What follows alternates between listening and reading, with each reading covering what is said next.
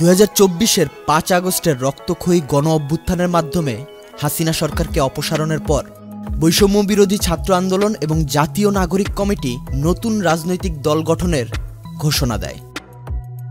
বর্তমান অন্তর্বর্তী সরকারের উপদেষ্টা পদে থাকা ছাত্ররাও সেই দলে থাকবে বলে জানা যায় ফেব্রুয়ারি মাসেই তাদের রাজনৈতিক দলের ঘোষণা দেওয়া হবে। প্রায় 3 লাখ মানুষের মতামতের ভিত্তিতে ঠিক করা হচ্ছে দলের নাম ও প্রতীক।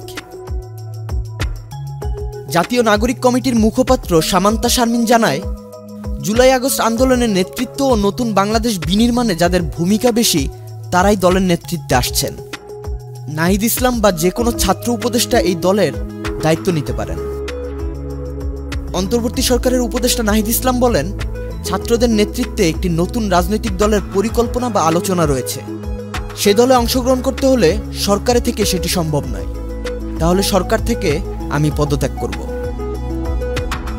2025 সালের 5 ফেব্রুয়ারি বৈষম্য বিরোধী ছাত্র আন্দোলনের আহ্বায়ক হাসনাত আবদুল্লাহ নতুন রাজনৈতিক দল গঠনের ঘোষণা দেন।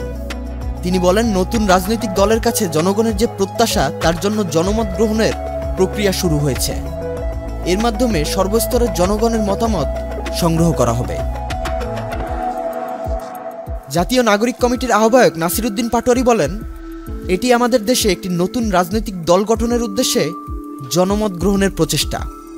আমরা শুধু একটি দল শুরু করছি না, আমরা এমন একটি আন্দোলন শুরু করছি যেখানে সর্বস্তরের জনগণের মতামত নেওয়া হবে।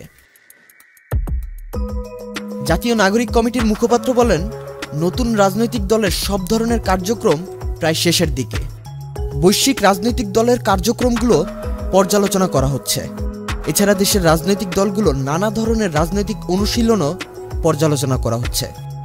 আমরা চলতি মাসে আত্মপ্রকাশ করে খুব দ্রুতই রাজনৈতিক দল হিসেবে নিবন্ধনের জন্য আবেদন করব।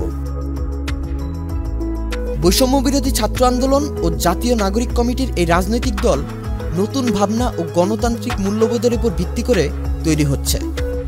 পরিবর্তনের স্বপ্ন নিয়ে যাত্রা শুরু করা এই দল আদৌ কতটা সফল হবে তা নির্ভর করবে তাদের জনসমর্থনের উপর। তবে নতুন ভাবনার এই উত্থান ভবিষ্যতের বাংলাদেশকে নতুন সম্ভাবনার দিকে নিয়ে যাচ্ছে, এমনটাই ধারণা করা হচ্ছে।